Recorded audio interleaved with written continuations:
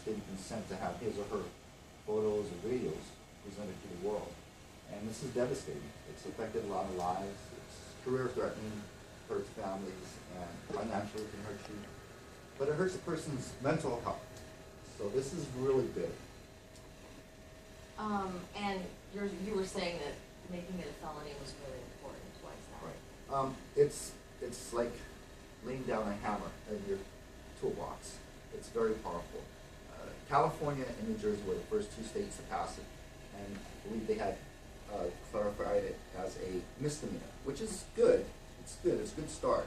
Felony is a whole different ballgame. If a perpetrator does this, he or she can be in jail 5 years or more. So this is pretty powerful. It's very potent, and it will be a very strong deterrent for those that want to do something like this. Do you have a sense of how big of a problem this is in Hawaii?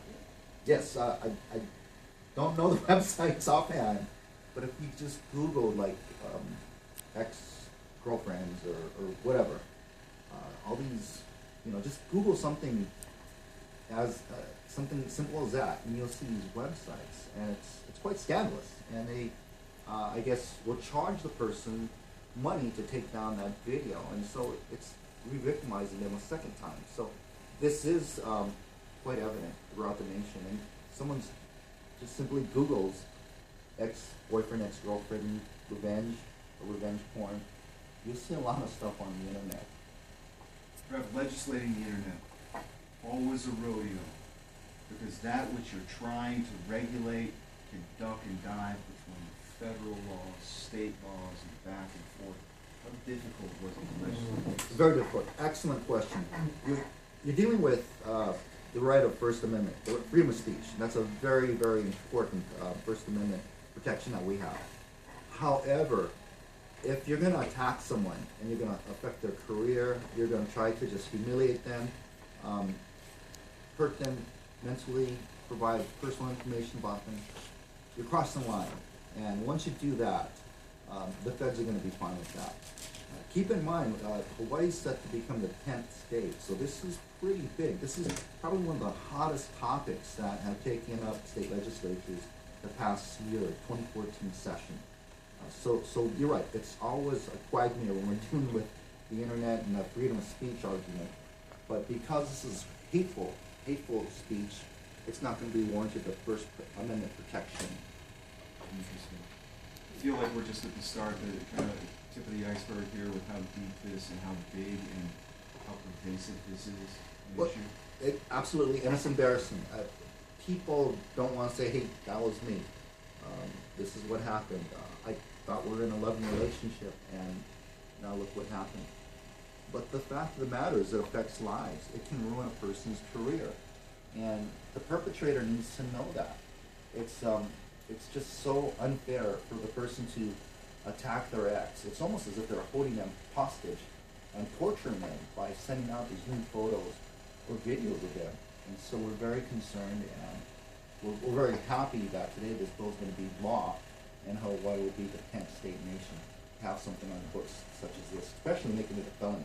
That's big. How do you see enforcement going? I mean, if you're a victim and you see your photograph on the internet, what do you suggest they do? Do they call the police? I mean, what's the course of action? Police and both the prosecutors and the attorney generals can get involved.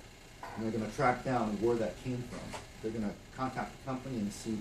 Usually it could be a fake name, but if they get that person's credit card or whatever it is that posted that on there, then they can start to track down the lead and find out who that person was that actually did that. Once they get that lead, then that's their perpetrator. I mean, to Chris's point, this is sort of nebulous. We're going after the individuals, but what about these websites that are, trafficking in this material? I think they should be held accountable too. I think they should. The bill doesn't go as far, and I think it's what Chris had mentioned earlier. It's how do we get around it, and move through these important First Amendment right issues. So I think what the bill focused on was the perpetrator.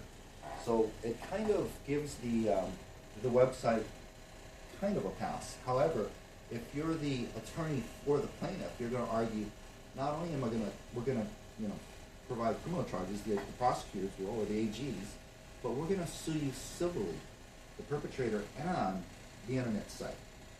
So that's where I think we can get some type of relief. But yes, the bill really, if you look at the bill, the wording of the bill really targets the perpetrator. But I believe in civil court will be your answer as far as going after the internet site. Just openly puts on things that they know are going to just devastate people's lives. What about the sort of personal responsibility? I mean, I know that we don't want to re-victimize victims, but there is, you know, maybe not wise to distribute photos of yourself, what have you. Good question.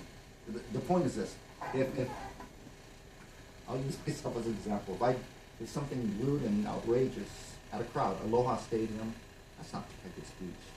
That's done in the public. However, when you have two consensual lovers and they agree on taking a photo or two or doing a video, that's between them. It shouldn't be between anyone else. It's private. Again, the scenario is that you had a romantic relationship, there's a bad breakup, and the jilted lover is going to attack his or her ex, and that's what happens. So I think that's why we really needed a measure like this to address such concerns. Any hopes, desires, plans for any sort of awareness campaign? I think after the bill passes, we should actually start to provide education campaigns throughout the schools, community centers, and just say that this is not only legal, but you can be in jail for doing something like this. What I'm worried about is the kids that are doing this. So they need to be educated too.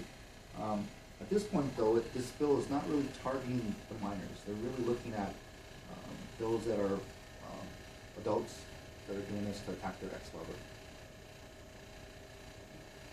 Okay, yeah. Yeah?